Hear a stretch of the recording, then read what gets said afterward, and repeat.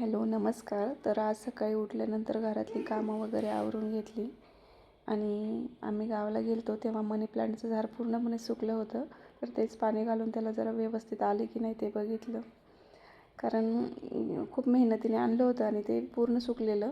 आता आलं आहे, चांगलं फुटलं आहे. तर मग मी लगेच चहा करून घेतला, चहा घेतला आणि देवपूजा करायला घेतली.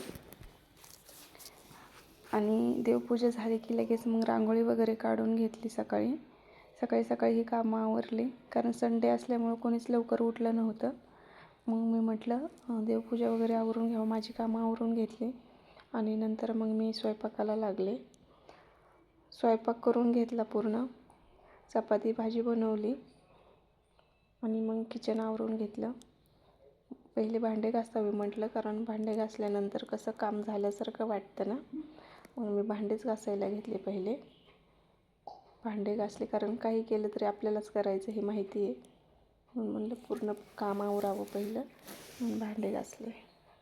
भांडे घासून नाही होत तोपर्यंत लगेच किचन आवरून घेतलं आणि नंतर म्हटलं आता काम आवरले.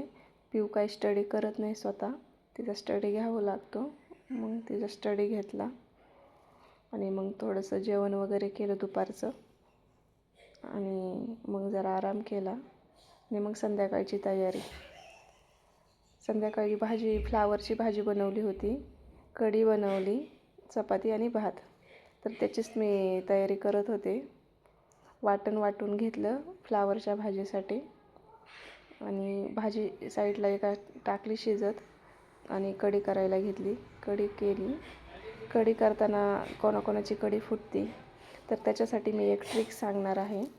तर कढी फुटू नये म्हणून काय करायचं, कढीमध्ये अगोदर मीठ टाकायचं नाही, सगळ्यात लास्टला म्हणजे उकळी आल्यानंतर गॅस बंद करायचा आणि नंतर मीठ टाकायचं, म्हणजे कढी फुटत नाही, छान होते.